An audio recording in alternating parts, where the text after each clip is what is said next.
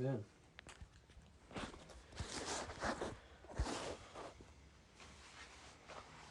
Any thoughts going forward about the chapter as a whole?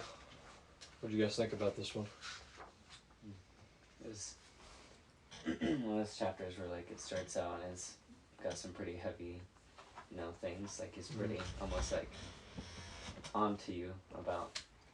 You almost feel a little bit guilty, like, yeah, maybe I have done that before. But Sure. and then there's like a part where it's, it brings resolve, and that's the solution. But I've been trying to like kind of not only be like content in reading just the solution part, but also try to wrestle with the part that's even just a little bit harder to take in. But I think it's definitely interesting in that way, We're reading self-abandonment and then the next one after that, right? Is that the... I think just self-abandonment. Yeah, just self-abandonment. Right. Well then, there you go. We'll see how it goes there. Yeah, I agree with you. This chapter is very much like vinegar on a wound. But I wouldn't say it causes... I wouldn't use the words guilt or shame necessarily as much as it causes conviction. It brings a sensitivity to your soul and your spirit to enable the spirit to move in a convicting way, not to necessarily force. That's not even how it works, obviously. Not that you're trying to look for problems where there are none, but just in light of the fact that we are imperfect beings, it's very likely to be convicting every time you read it. So, why don't we start reading? This is chapter 10 of Spiritual Progress by Fenelon on self-abandonment. If you would fully comprehend the meaning of self-abandonment. Before we move on the chapter, the editor has a rather lengthy note on this.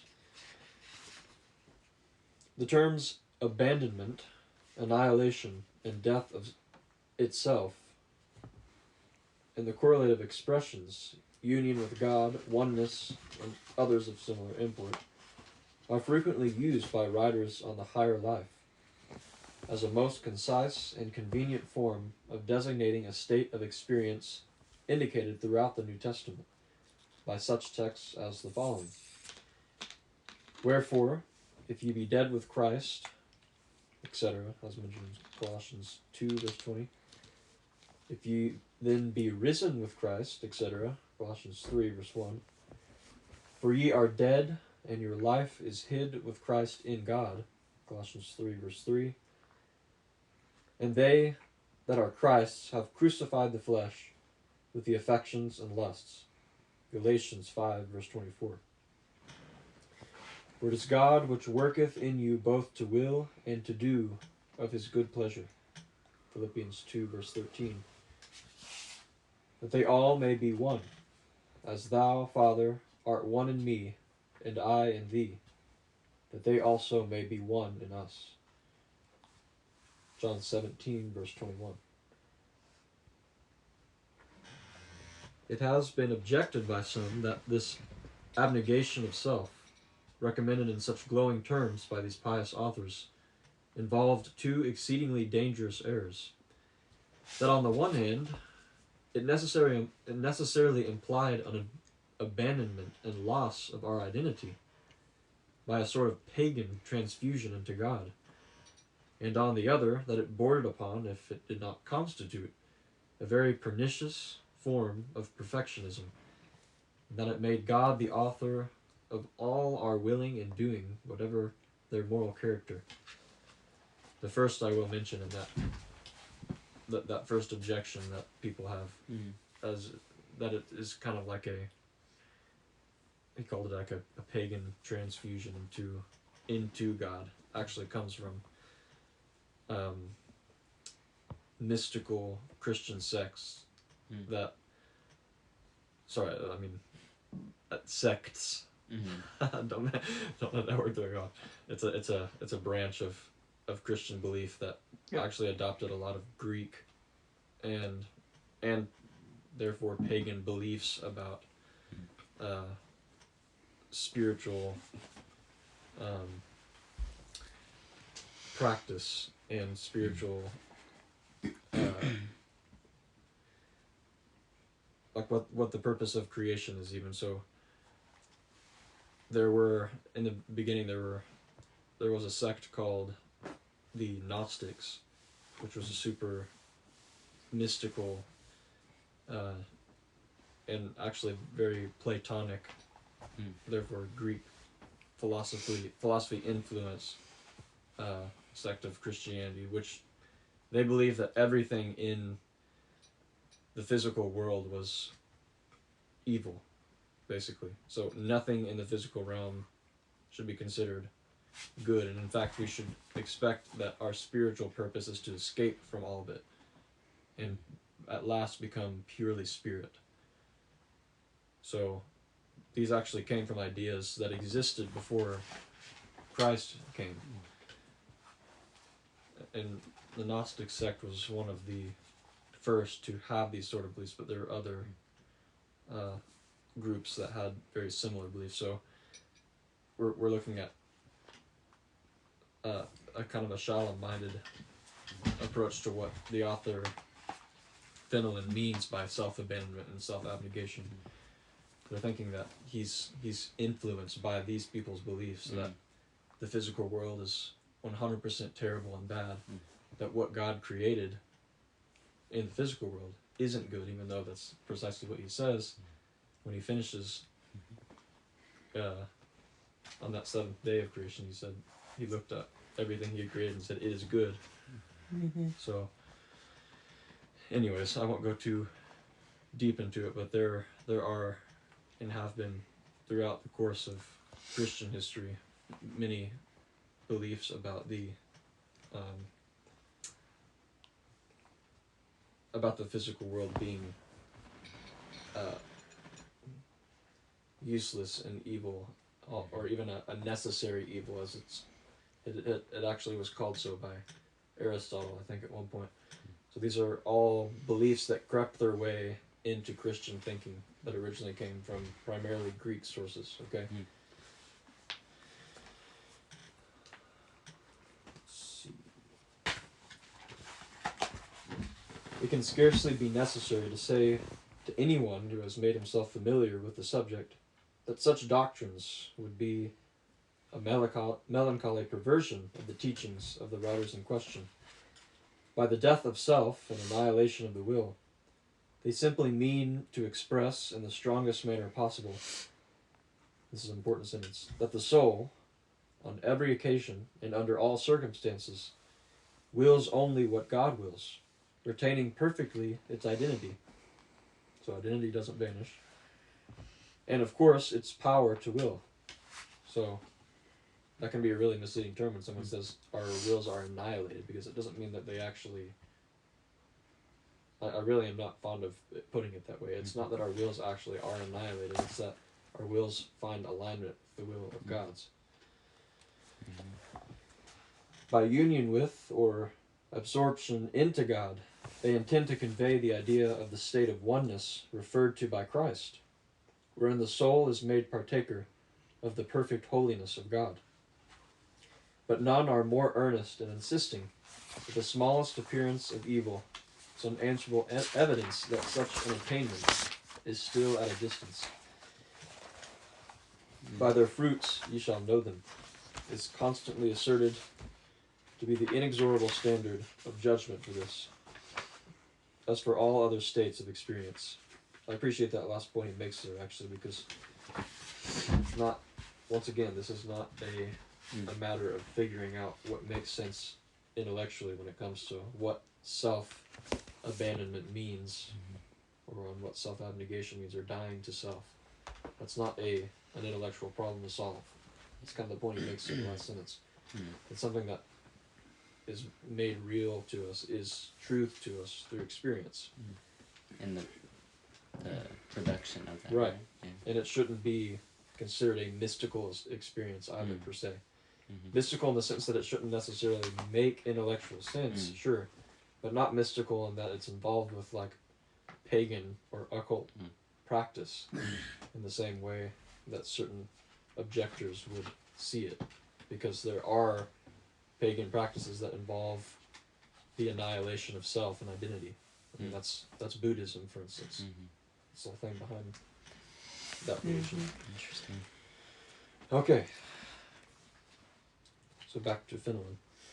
If you would fully comprehend the meaning of self-abandonment, recall the interior difficulty which you felt, and which you very naturally testified when I directed you always to count as nothing this self which is so dear to us. To abandon oneself is to count oneself as naught. And he who has perceived the difficulty of doing it has already learned what that renunciation is, which so revolts our nature. Since you have felt the blow, it is evident that it has fallen upon the sore spot in your heart.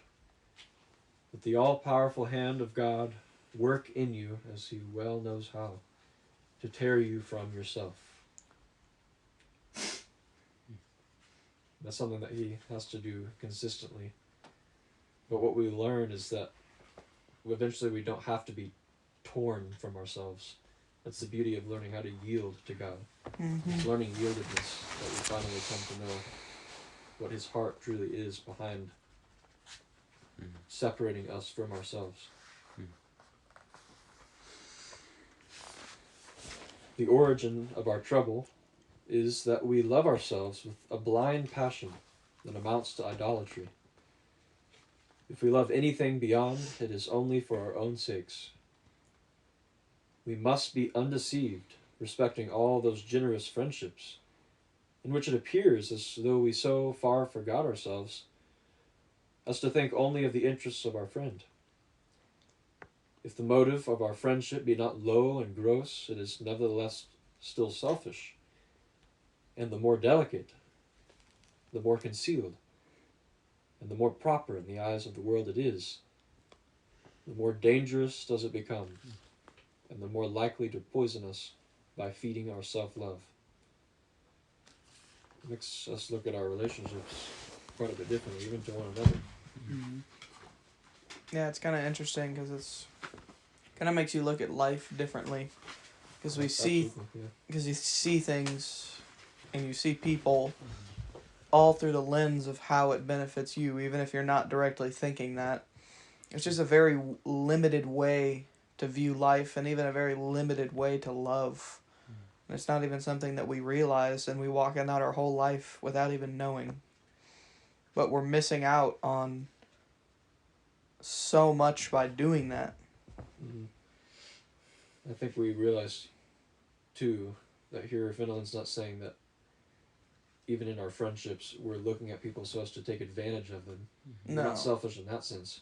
But we're selfish in that we're gratified by our affection for other people. Affection is actually not, again, affection is not a bad thing. But it becomes humanistic love, which we take very seriously. We've heard discussed many times. It becomes humanistic love when it's put in the place that godly love should be. So what governs our relationships should not be merely affection, right? God will obviously very often lead us to deal with people, invest even in people's lives that we don't have a soulish affection for, but we come to relate to those people and love them in and with a godly love. Nobody can really describe what that means fully, and until it's something that they're actually doing, something that they actually practice.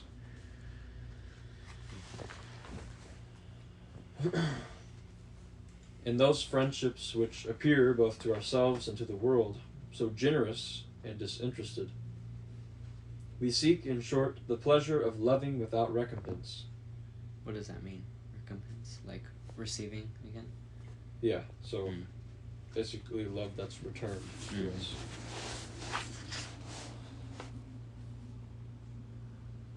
And by the indulgence of so noble a sentiment of raising ourselves above the weak and sordid of our race. So we can even become prideful in being conscious, like pretentiously and pridefully conscious of the fact that we love other people without them even having to love us back, because we're so great-hearted. Besides the tribute which we pay to our own pride, we seek from the world the reputation of disinterestedness and generosity. We desire to be loved by our friends, although we do not desire to be served by them.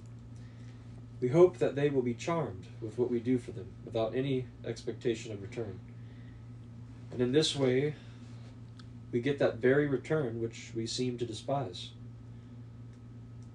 For what is more delicious to a delicate self-love than to hear itself applauded for not being self-love? There's some really deep inner deception there. Mm-hmm. I think it relates to, in a way, always thinking about how people are perceiving you and then what people are thinking about you, which I know that that's something that we've all been trying to overcome as a community. Even we saw a lot on Wednesday. Just trying to get in that environment where you're not thinking about those things anymore. Yeah. And it's even, you're wanting to be perceived as a person that isn't prideful. And so the way you're loving is so people see you as that. But even trying to get them to see you that way is from a place of pride. Mm-hmm. So I think it does tie back to that. And I think that's something that we're all trying to kind of overcome, to where that's not even something you're thinking about. Yeah. You're not even conscious of it because you have your heart focused on the right things. Mm-hmm. Yeah, there's something about this way of carrying oneself in a feigned disinterestedness that is actually very childish to me. Not just deceptive, but even childish. Because on the one hand, you have children that are obviously very blatantly self-centered. But then you have children that may be aware of the good that is to be found in denying oneself, but then they realize that and perhaps this comes from missteps in parenting, but they get good attention when they do respond and carry themselves in a selfless way. And so then it becomes really evident that they're trying to be and look selfless, come across as selfless, Mm-hmm. so they get that attention. So they're not actually being selfless. It's like a false humility kind of thing. Yeah, Very but I'm much. just saying that's the kind of things that I've observed in children. There's something very childish about that Yeah. way of carrying I themselves mean, too. plenty of adults do that too. Well, absolutely, but again, it comes from a very childish side of human nature, and that is self-centeredness. It all is, again, Mm-hmm. the opposite of what this chapter will be discussing. That is self-abandonment. So everything that is self-oriented. It's very sneaky, though. Because even, like, you looking into yourself to try to fix something like that, Mm-hmm. a lot of the times can come from a place of pride. So it kind of becomes this big loop. But, yeah, that is definitely an interesting thing to kind of look into one's motives, even behind something. Yeah. All right. You may. Yeah. You may have seen someone who seemed to think of everyone but himself, who was the delight of good people, who was well disciplined and seemed entirely forgetful of self. The self-oblivion is so great that self-love even would imitate it, and finds no glory equal to that of seeming to seek none at all. This moderation and self-renunciation, which, if genuine, would be the death of nature, become, on the other hand, the most subtle and imperceptible food of a pride which despises all ordinary forms of glory,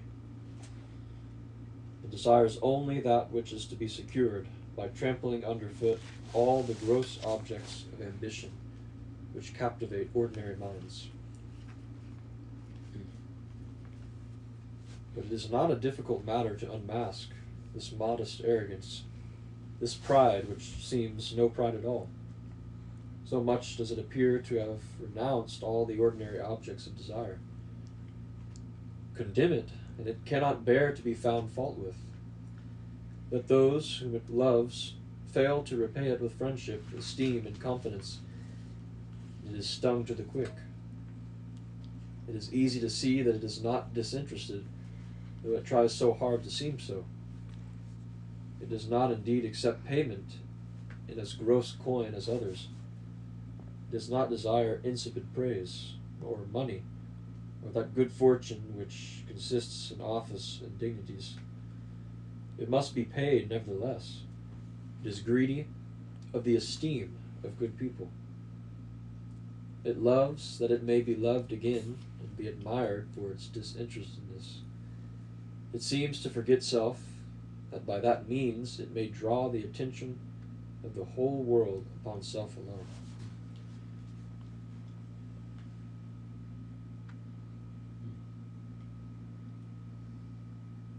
This reminds me of, well, not a particular instance, but it seems like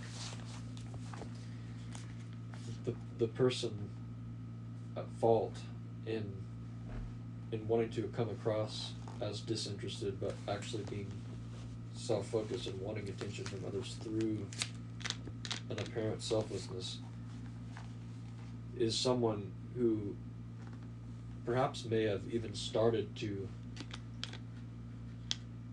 with a heart that wanted to become selfless, but then ends up in a place that becomes even more selfish than he started, because he realizes the attention that he gets through his disinterested disposition or demeanor. Mm-hmm. And so, in a sense, he's trying to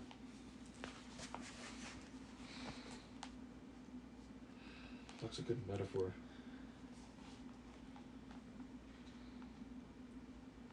He's dealing with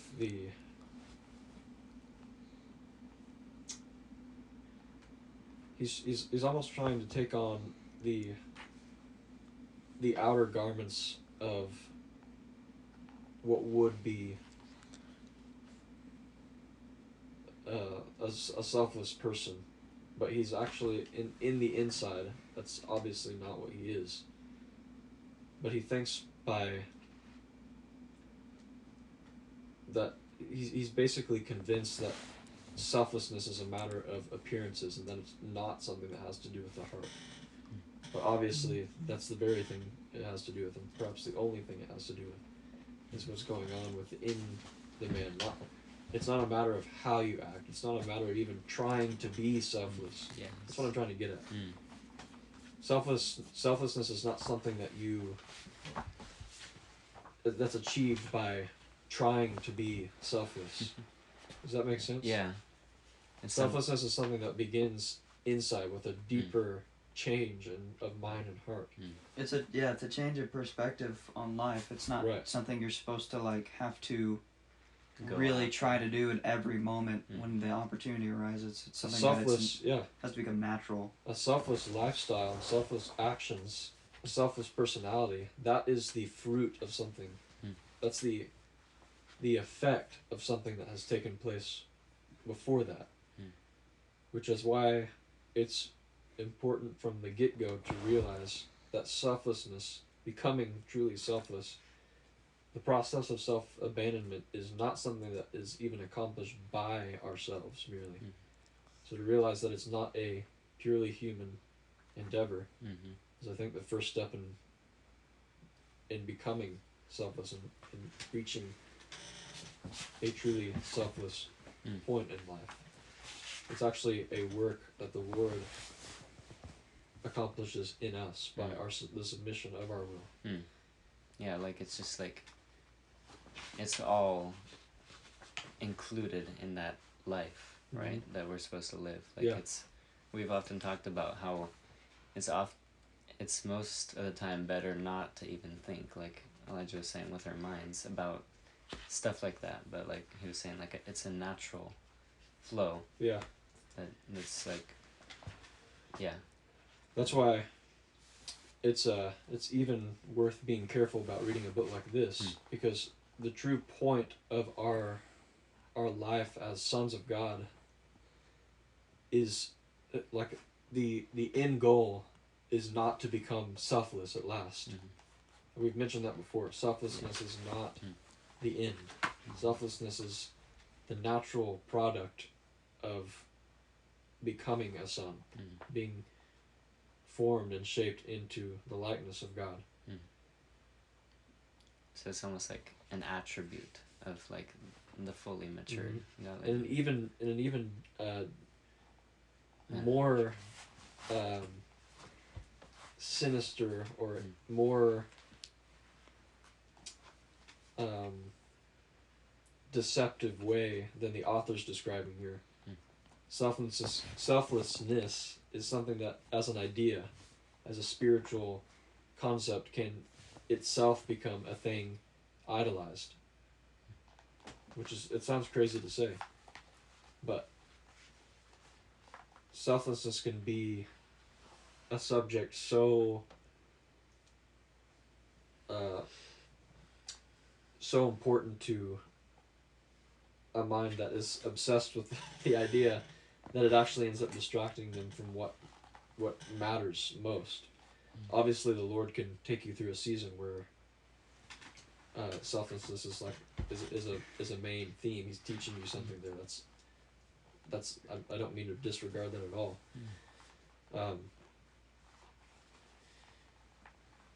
But if someone's really reading what Fenelon has to say here, from perhaps even his own perspective, I mean that's usually what you want to do. You want to read things from the author's perspective, and you'll probably see that he thinks along those same lines. He's not trying to idolize this idea of self-abandonment and selflessness, even though that is like the main theme of his book. But again, it's very careful. It's very important to be careful about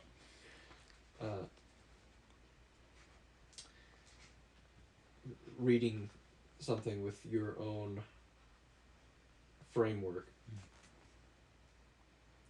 So sometimes, again, that may mean that you end up reading something out of the text that was not really intended to be shared through it, is what I mean to say. Yeah, I think you always kind of have to find the root of things. Yeah. And I think as man, whenever we try to take any endeavor or try to do something on our own, it's always going to be flawed because our motives are flawed. Even if we don't recognize it, the way that we think about things, our subconscious motives are always towards self. And so therefore trying to become selfless would also be for self. It's a very simple way to think about it, because whether we like it or not, everything we think about is for self. That's just the way that our brains kind of work, and part of becoming sons is rewiring that part of you. But again, if you were to try to go in there yourself, it would be for your own benefits, because that's all we can do.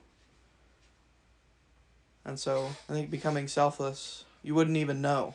It's not something that you would notice and say, wow, I finally did it. That's just part of that rewiring that has to take place, and that is taking place when you're walking in that flow. But that's not something, you're not picking apart your brain and putting the wires where they need to go. I think that we just have to really constantly remind ourselves who is in charge and really who it's for, and that our lives are not our lives. Mm-hmm. And I think trying to constantly, stay in that place. Yes, it's still partly going to be in the wrong motives because we can't help it, but the Lord will bring us out of those mindsets. Mm-hmm.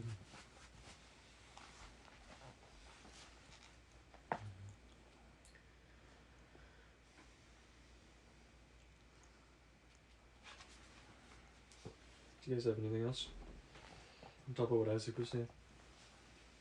Yeah. Well, I just have like a small thought, nothing too Sure. big.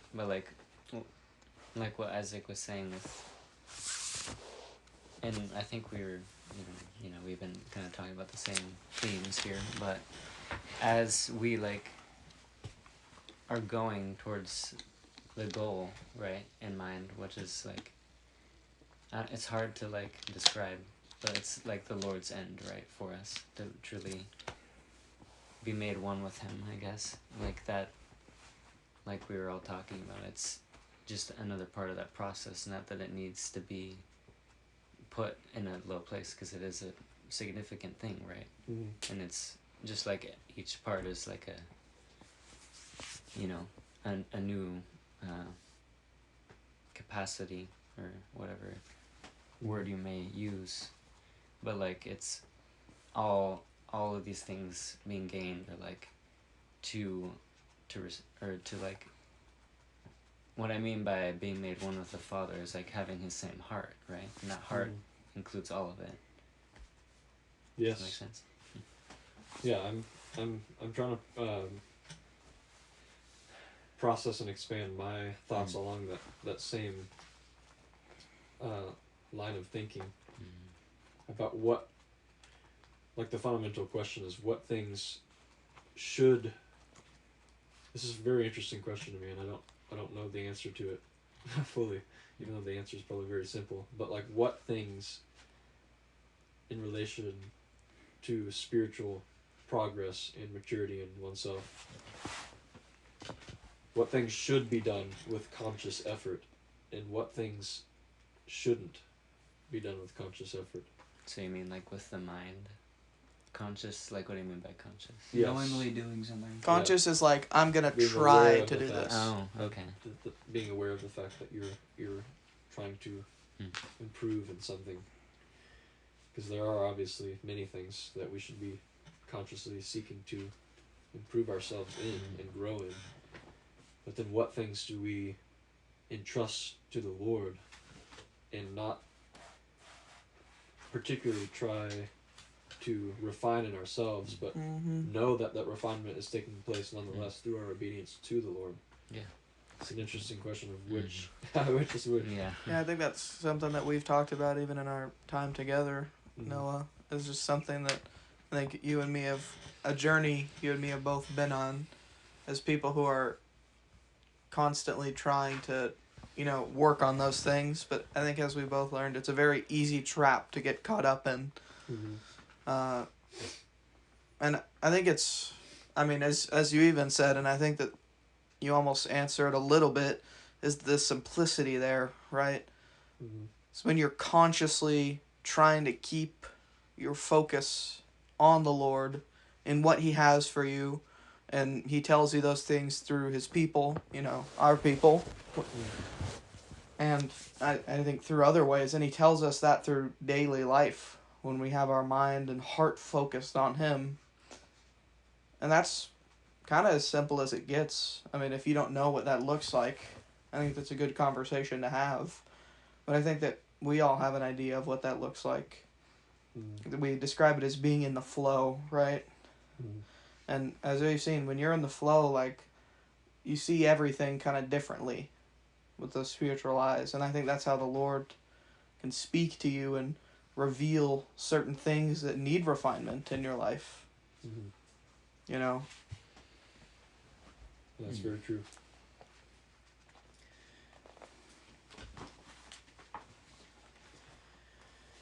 Alright, see if this expounds along those same lines further in the chapter. it does not indeed make all these reflections in full detail. It does not say in so many words, I will not deceive the whole world with my generosity in order that the world may love and admire me. No, it would not dare to address such a gross and unworthy language to itself. It deceives itself with the rest of the world. It admires itself and its generosity, as a belle admires her beauty in a mirror. It is affected by perceiving that it is more generous and more disinterested than the rest of mankind.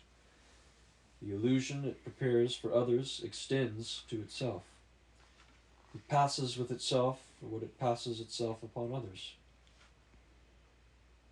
That is, for generosity. And this is what pleases it more than anything else. However little we may have looked within to study the occasions of our pleasure and our grief, we shall have no difficulty in admitting that pride, as it is more or less delicate, has various tastes. But give it what taste you will, it is still pride. In that which appears the most restrained and the most reasonable is the most devilish. In esteeming itself, it despises others. It pities those who are pleased with foolish vanities. It recognizes the emptiness of greatness and rank. It cannot abide those who are intoxicated with good fortune. It would, by its moderation, be above fortune, and thus raise itself to a new height by putting underfoot all the false glory of men. Like Lucifer, it would become like to the Most High. It would be a sort of divinity, above all human passions and interests. It does not perceive that it seeks to place itself above men by this deceitful pride which blinds it. We may be sure, then, that it is the love of God only that can make us come out of self. With his powerful hand, if his powerful hand did not sustain us, we should not know how to take the first step in that direction. So there you go. That's what begins that work in us. There is no middle course. We must refer everything either to God or to self. If to self, we have no other God than self.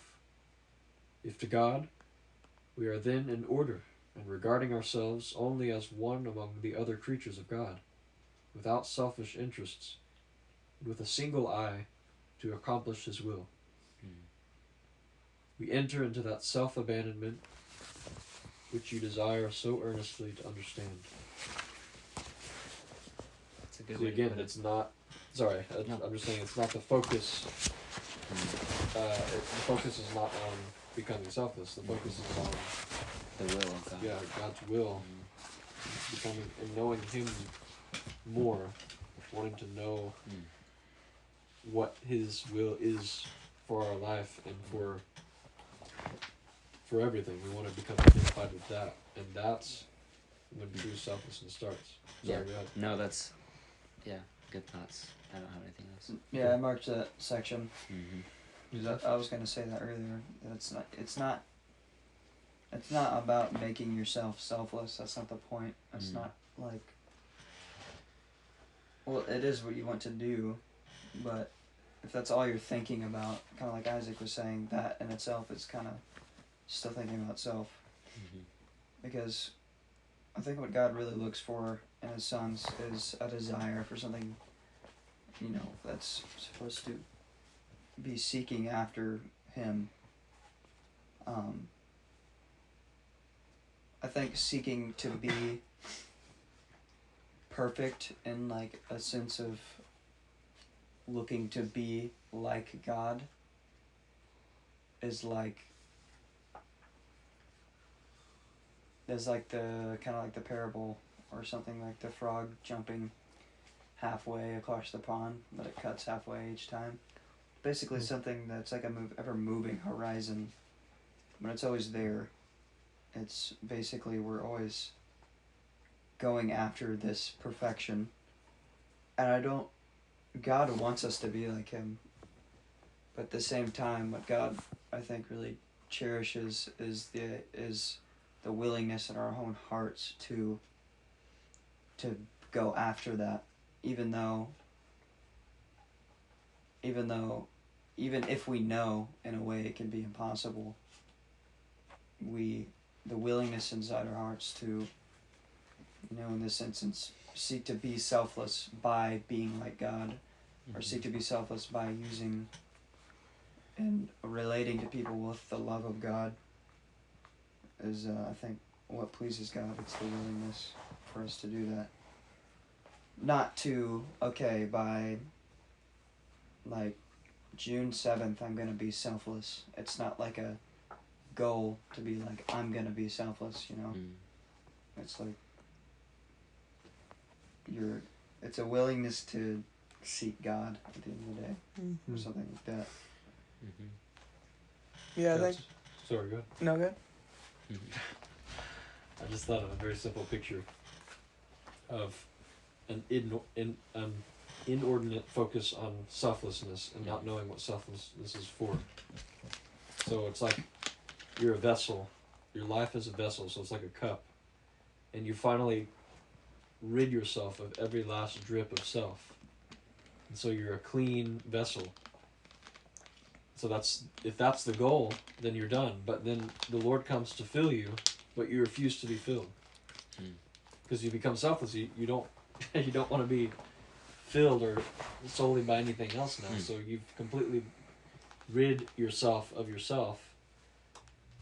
But the deception there is that while you have rid yourself, or perhaps you think that you've rid yourself of yourself, but if the original intent is not fulfilled, and you having emptied yourself so you might be filled with whatever the Lord wants to fill you with, because you're his vessel in the first place, then you end up being filled overflowing, and even worse than before, with self, because you can't remain empty as before. It's like you replaced Coke with water in your cup. It might not be as noticeable, but it's still full. Okay. So you think about it that way. Right. True. So then when the divine oil tries to come in, it creates an overflowing mixture. Yeah. And it doesn't, they collide. They don't work well. Yeah, that's another picture. Yeah. But what I was going to say earlier is I think that even a couple weeks ago in my own personal life, I think the Lord had really put kind of the idea of death to self and abandonment of self on my heart. And I began to, I think, look at things in a very black and white way, and kind of looking at death to self again from a prideful lens. So I kind of started trying to manually go through my day and see all the ways that I could deny myself. And I think that, it kind of all led up to one Friday, I think right before I even was talking to you, where it's like I literally didn't know what to even do with myself, because it was all for myself, but I didn't even recognize it. And so I was going out of my way to make myself unhappy, but it was still for myself, Yeah. And that's where you really just, I think something that you said is, instead of trying to really focus on things that you cannot do that are bad, really try to focus on things that you can do that are good. And that's a really simple way. And I think that was the word of the day, was simplicity. And also to realize that, because like a chapter like this, it's a lot like, there is a point in life where like doing things that just make you feel good all the time is not good. Of course. But so at the end of the day, there's a lot of things in life that are still meant to be enjoyed. And that's what, like, I'm just saying this. I'm not saying that you're where No, I understand. I'm just saying that I think that's a kind of a misunderstanding as well. It's like anything that brings like even satisfaction or like pleasure to somebody is like bad because you enjoy it. That's something that I feel like Dad has talked to us about a lot too. And there's like a fine balance of enjoying things in life. I think it depends on your perspective, though. The key word there is balance. Life Yeah. is definitely about Yeah, we balance. talked about moderation last week. Yeah. Which is the same essence. The place we're trying to get to is a place where we live life with a pure heart. And so much of life is spent being trained to get to that place. So there are of course many mistakes that we'll make learning to walk in life with that heart, learning to grow into that heart.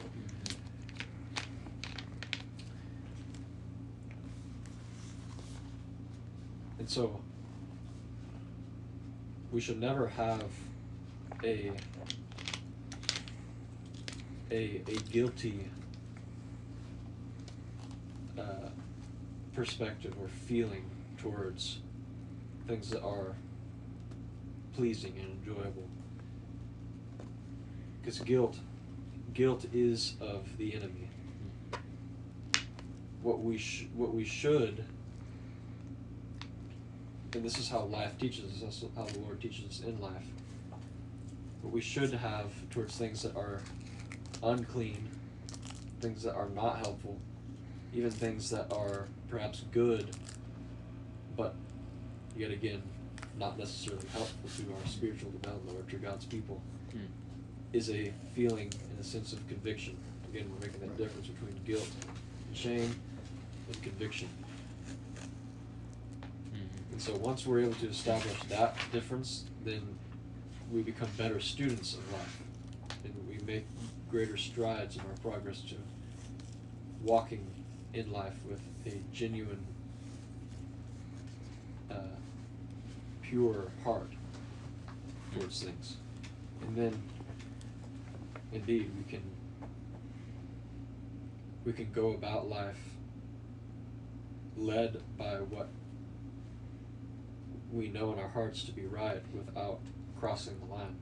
Again, I'm kind of paraphrasing Confucius, that one line. At 70, I could follow my heart without crossing the line. Yeah, I like that. Even Tim brought this up at Wednesday, which made me think about it. That guilt and shame is from the enemy, and conviction is from the Lord. And it's noticing the difference, because it seems like they're very different, but it's very sneaky. Where I almost feel like guilt and shame almost have that same feeling within yourself, that feeling of unsatisfaction and of unsettlement. And so it's again that same thing that we've talked about a lot, which is condemnation versus conviction, which I feel like guilt and shame is kind of leads you towards condemnation to where there's really no way out, and conviction points you to a better place and points you to the Lord. I'll give you a very simple way to demarcate them, to differentiate them. They actually begin as the same thing in many ways. They are different by the choice you make in response to them. It becomes conviction when you are led to repentance. But then condemnation is when you believe and stay with it. It becomes shame, guilt, and condemnation when you respond to it in a self-centered way. When it's something that tears you down rather than brings change in your life.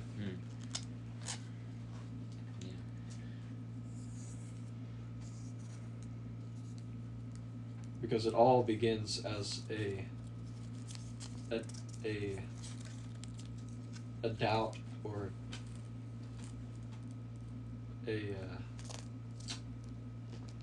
an uneasiness we feel in our conscience.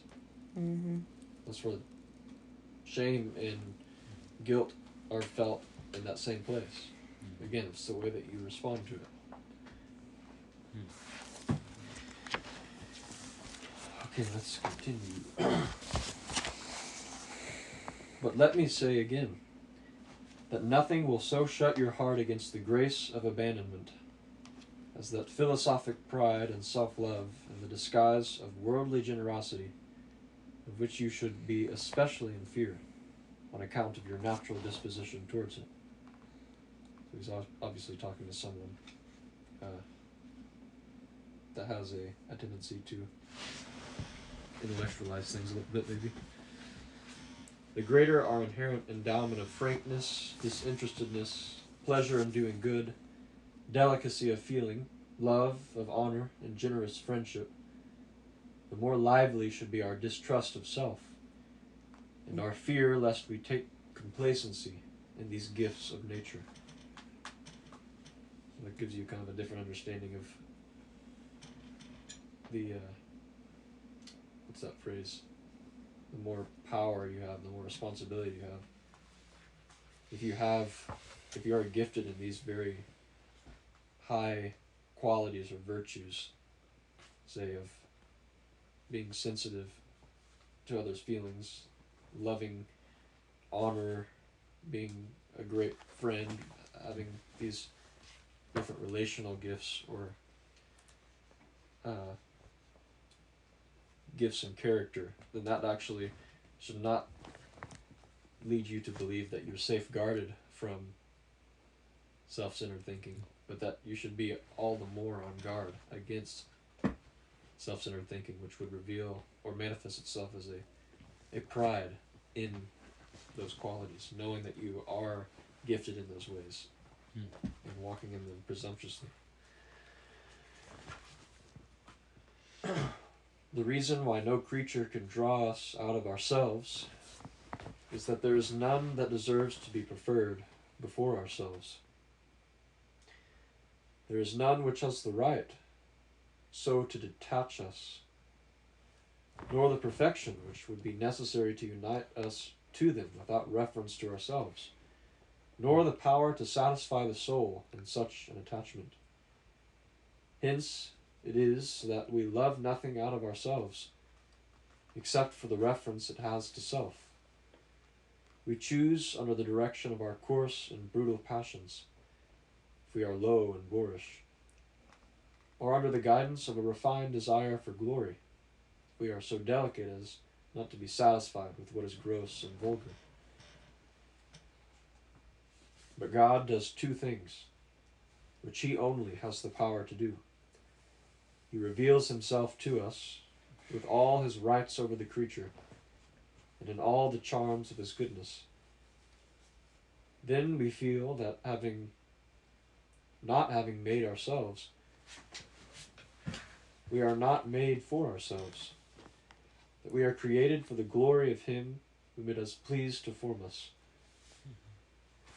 that He is too great to make anything except for Himself, and that thus all our perfection and our happiness should be to be lost in Him.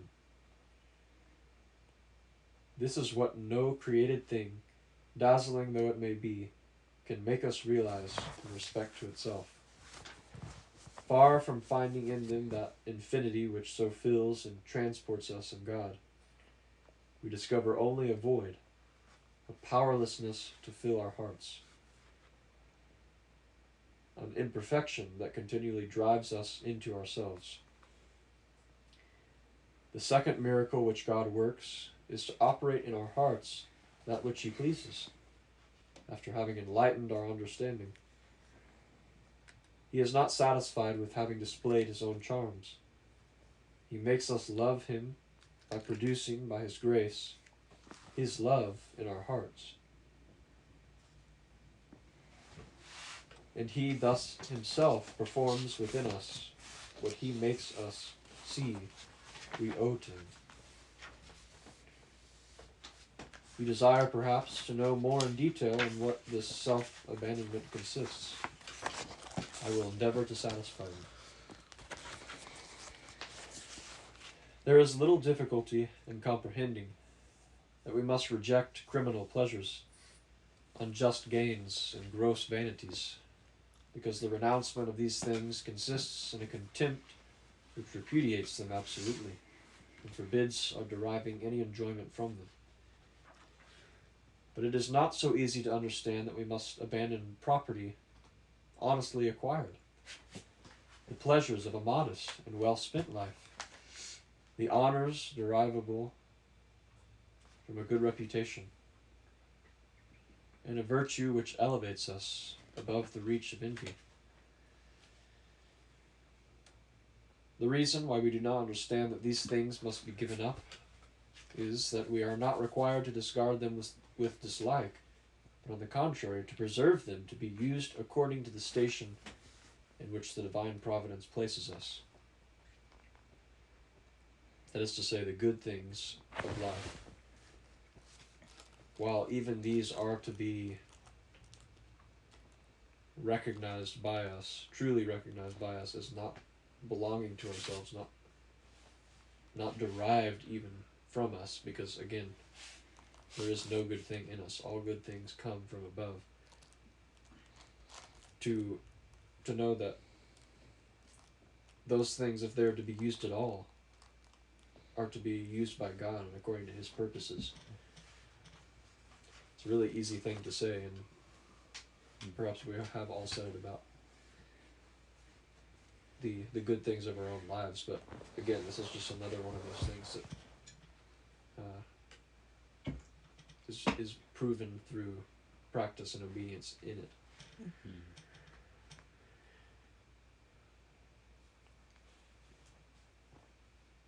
We have need of the consolation of a mild and peaceful life to console us under its troubles. In respect to honors, we must regard that which is convenient, and we must keep the property we possess to supply our wants. How then are we to renounce these things at the very moment when we are occupied in the care of preserving them? We are, moderately and without inordinate emotion, to do what is in our power to retain them, in order to make a sober use of them, without desiring to enjoy them or placing our hearts upon them. I say a sober use of them, because when we are not attached to a thing for the purposes of self-enjoyment and of seeking our happiness in it, we use only so much of it as we are necessarily obliged to. As you may see, a wise and faithful steward study to appropriate only so much of his master's property as is precisely requisite to meet his necessary wants. The abandonment of evil things, then, consists in refusing them with horror. Of good things, in using them with moderation for our necessities. Continually studying to retrench all those imaginary wants with which greedy nature would flatter herself. Remember that we must not only renounce evil, but also good things. For Jesus has said, "Whatsoever he be of you that forsaketh not all he hath, he cannot be my disciple." Luke 14:33. It follows then that the Christian must abandon everything that he has, however innocent. For if you do not renounce it, it ceases to be innocent.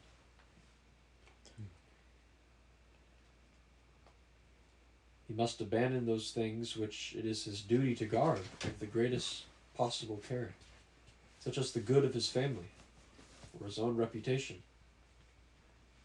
These are the really tough that's pretty rough and sensitive things. For he must have his heart on none of these things. Reminds me of another thing Jesus says. Maybe he'll mention it in this chapter, but unless you hate your father and your mother. I don't think he mentions that over here, but sister. That is a good. Mm-hmm. Say it though. I didn't hear the full thing.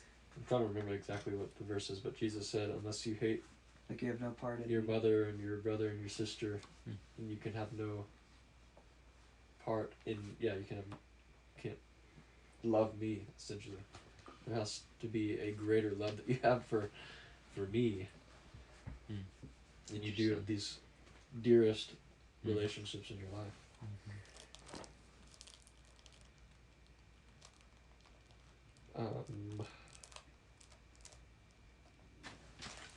In short, he must be ready to give them all up whenever it is the will of Providence to deprive him of them.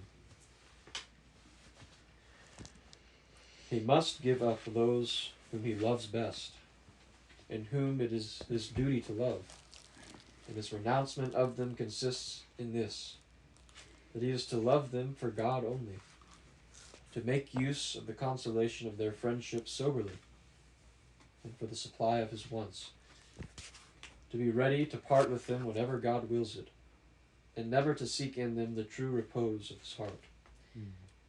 This is that chastity of true Christian friendship, which seeks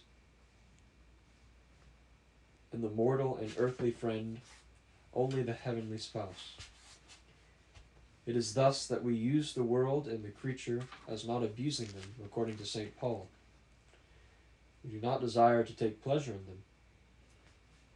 We only use what God gives us, what he wills that we should love, and what we accept with the reserve of a heart, receiving it only for necessity's sake, and keeping itself for a more worthy object. Think of this. It's kind of like, reminds me of chapter 2, actually, where, as you were saying earlier, God has given us all these good things that are good. If it's good, it's from him, and he's given them to us. But yet we only use it for our own good. And I think of kind of even Isaac in the Bible, you know, where that's a good thing. That's his child, right? But he was asked to lay that down to see that it was, you actually are using the good things that God has given you for his will, you know? And I think that that's what God was really doing, you know, when he asked to sacrifice Isaac, because it was kind of like, yes, this is a good thing, but it's still mine. I gave it to you. You know, are you willing to lay it down, even the good things? And so you kind of apply that practically, and it's really to use the good things that he's given you, not merely for your own good and the way that you think that they would be well served, but to really give those to him. And I think that that's what this is talking about here. Yeah, Abraham is absolutely a beautiful example of someone who throughout his life, as is mentioned in, I think, Hebrews 11, walked in faith and did everything in faith. So, if you think of someone like Abraham, he probably didn't have the mindset of, oh, well, you know, I'm just, everything in my life is kind of on the edge of a cliff or hanging by a thread, so whatever God happens to do, then I'm just going to have to follow along. But rather, he was someone that,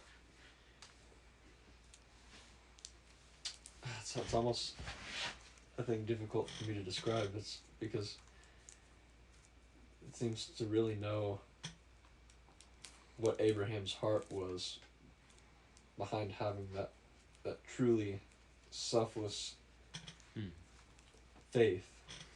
You'd have to know who Abraham himself was.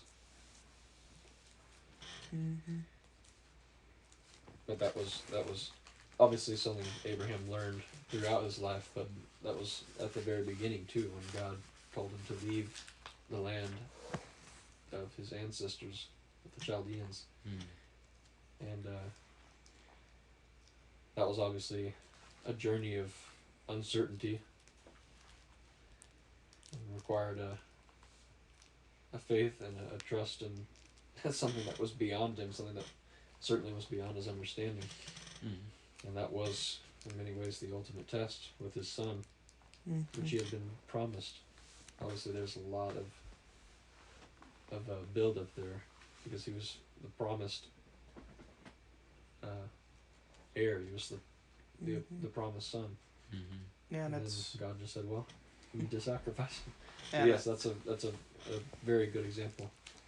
it's not even like, you know, I'm gonna take this good thing and use it for my good. It's like, nah, I need you to give it to me. And even something and so brutal as what he was about to do, I don't know, it's just a very real, and I don't know, it kind of brings a new gravity to how it has to be. Yeah. I think it goes in the same idea of like giving pretty much everything in life to God in that mindset. There's a lot of time we'll think like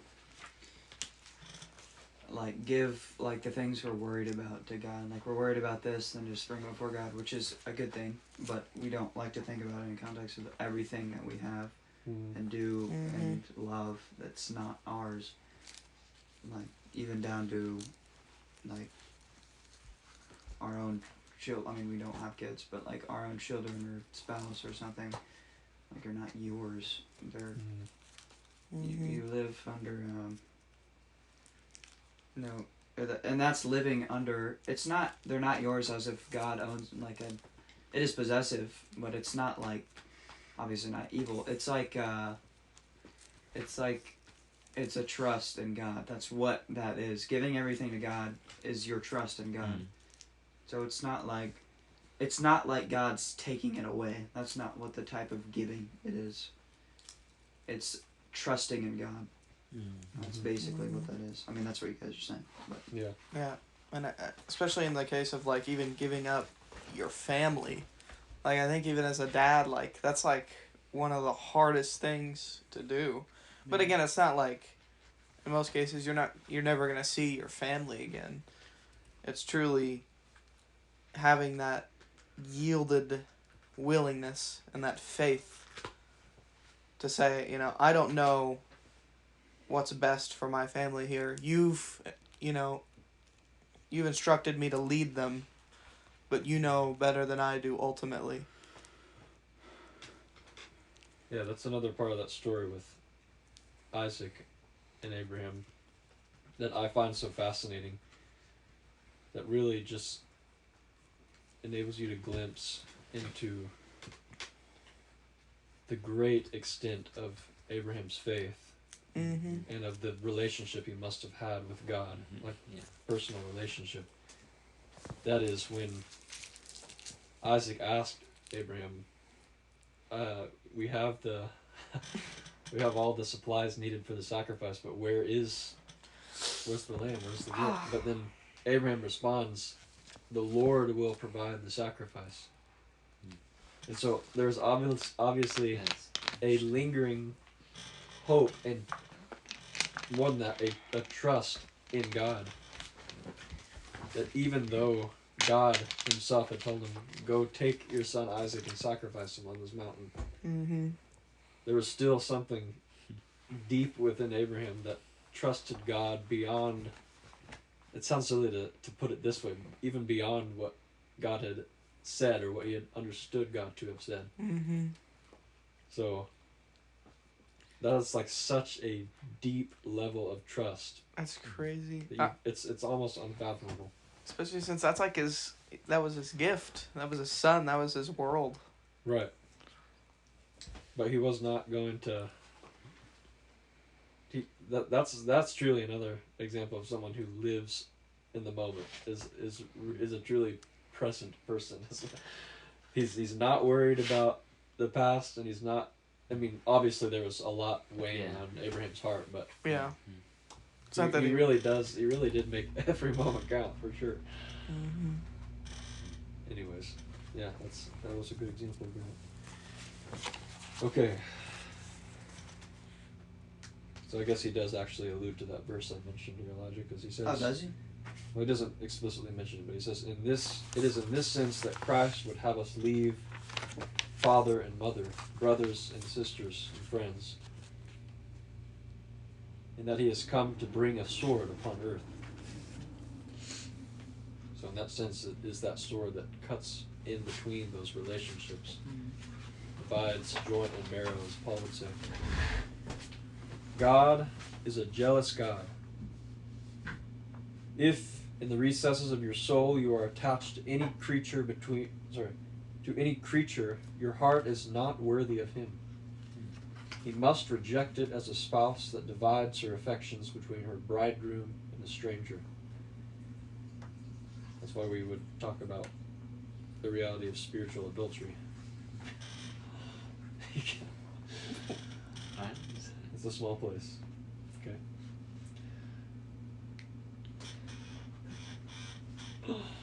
Sorry.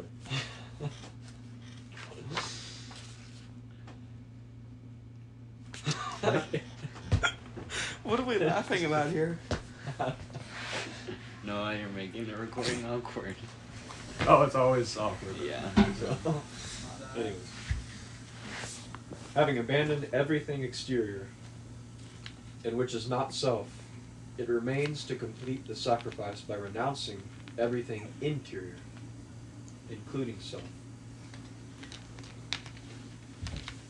The renouncement of the body is frightful to most delicate and worldly-minded persons. They know nothing, so to speak, that is more themselves than this body, which they flatter and adorn with so much care.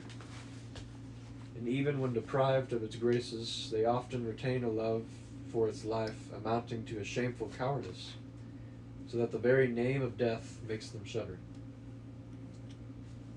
So there's some people that can't even get past the first step of renouncing the exterior, everything outward, carnal. That's only that's only the first step. Your natural courage raises you above these fears, and I think I hear you say, I desire neither to flatter my body nor to hesitate in consenting to its destruction, whenever it shall be the will of God to waste and consume it to ashes.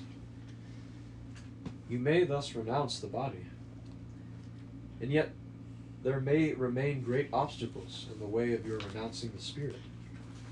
The more we are able, by the aid of our natural courage, to despise the clay tenement, the more apt are we to set a high value upon that which it contains, by the aid of which we are enabled to look down upon it. We feel towards our understanding, our wisdom, and our virtue, as a young and worldly woman feels towards her beauty. We take pleasure in them. It gives us a satisfaction to feel that we are wise, moderate, and preserved from the excitement which we see in others. We are intoxicated with the pleasure of not being intoxicated with pleasure. We renounce with courageous moderation the most flattering temptations of the world, and content us with the satisfaction derived from a conviction of our self-control. What a dangerous state! What a subtle poison! How recreant are you to God if you yield your heart to this refinement of self-love? You must renounce all satisfaction and all natural complacency in your own wisdom and virtue. Remember, the purer and more excellent the gifts of God, the more jealous he is of them. He showed mercy to the first human rebel, and denied it to the angels. Both sinned by the love of self, but as the angel was perfect and regarded as a sort of divinity, God punished his unfaithfulness with a fiercer jealousy than he did man's of disobedience. Is he referring to Lucifer? Yeah, and there are other fallen angels. We may infer from this that God is more jealous of his most excellent gifts than he is of the more common ones. He would have us attached to nothing but himself, and to regard his gifts, however excellent, as only the means of uniting us more easily and intimately to him. Whoever contemplates the grace of God with a satisfaction and sort of pleasure of ownership turns it into poison. I highlighted that. It's just an interesting thought to me.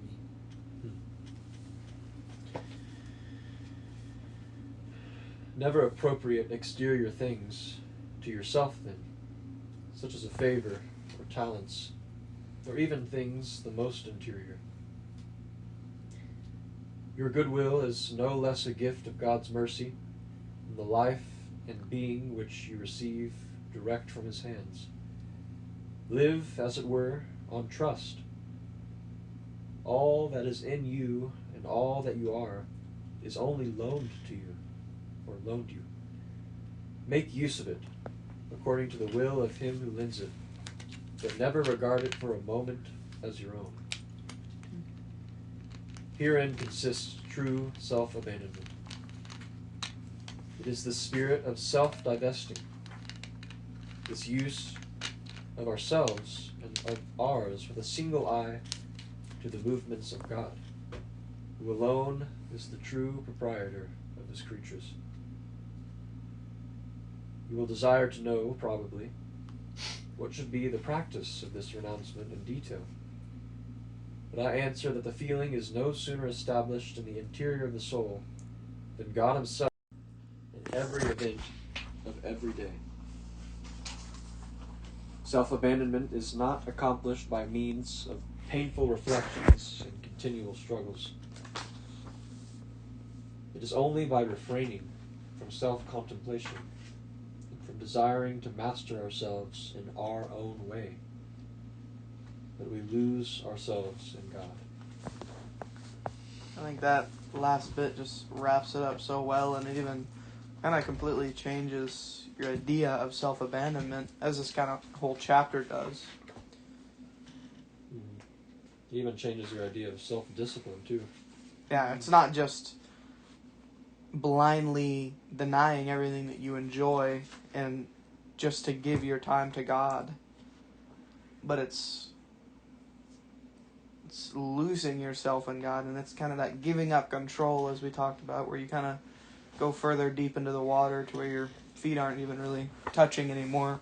What we're kind of doing is we're trying to convince ourselves that we're walking deeper in the water, but really we're just walking along the shore. Yeah, because God doesn't have us do things or do anything without a very specific purpose. He doesn't just want us to not like ourselves or deny self. There's a very specific reason why he wants us to practice this self-abandonment, and it's for a greater purpose. It's for a furtherment of our relationship with him, and it allows us to have more real relationships with people around us in life, especially the most important people. Yeah, and I think kind of what you're talking about, like the conscious stuff that we should focus on. And I think part of that is constantly kind of reminding ourselves that our lives are not our own. And that even the good things that we notice within ourselves, that's constantly reminding, that's not mine, you know. And even, I think the stuff that's spoken over us by a lot of people that are very positive things, it's not taking those and going, yes, you know.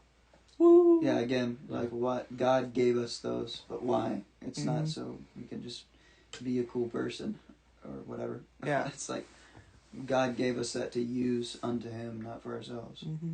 And that's something that I think part of the God being in your conscience almost, I think we've talked about that a little bit, is kind of that constant reminder in the back of your mind that's almost keeping you in check a little bit whenever you begin to veer off on the path of like almost just always thinking, like, I think that kind of like I was talking about, even the sneakiest ones that seem the most good or the most devilish, I think that can even make our way into our spiritual lives to where we begin to pride ourselves in how good we're doing in the spirit, and constantly seeking that satisfaction. So I think just something good to always reminder. It's such a simple truth, but it's such an important one that really needs to be honed in on, so that everything good is not from us and that our lives are not our own. It's not for us. It has nothing to do with us. You know, we have to yield it to God and give those things to God so that he can use them in ways that we really can't even comprehend or have no idea or very little idea what that will actually look like. In that sense, too, it might be very helpful for us to understand that self-abandonment is not necessarily helpful to be understood as a a state of perfection that we eventually Yeah. achieve or find ourselves in. Yeah, it's like Self-abandonment is like a direction. Mhm. We can veer off course, and we tend to actually very often. But it's the Lord that, through His discipline in our lives and in the process of discipleship that takes place in God's people, Mhm. we're put back into that direction. It's always going to be weeds to pick in a garden, you know? Yes. It's helpful to understand too that this direction is not described merely as the direction of self-abandonment. The direction is congruent or parallel to God's will. Mhm. Because if you are truly selfless, you are walking in true self-abandonment, then you are walking in God's will. That's not to say that our idea of selflessness is God's will, but walking in God's will is inevitably walking in selflessness. Right?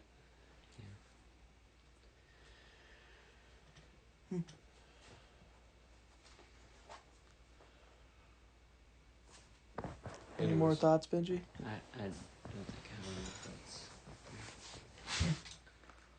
Well, Lord, bless it. Elijah, do you want to pray for us? Sure. So Lord, I thank you for this time. Lord, I pray that we would take these things that we learn together, Father, and apply them to our lives. May we learn to walk life not with a false humility, Lord, but with a humble heart and wisdom and guidance from you. May we learn true self-abandonment, Lord, and abandonment from our own worldly lives, Lord, and to a life that serves you, Father, and that can serve others around us. Lord, I pray that you would speak to us, Father, and draw us closer to you as we seek your face and your leading. We want to be at your right hand, Lord, and to be held up by you and not pull against you, Father, but to walk with you and to learn with you, Lord, to be like you. So I thank you for these dear brothers that I get to spend time with and learn with, grow with, Father. Pray you bless their lives. Praise your name. Amen. Amen. Amen.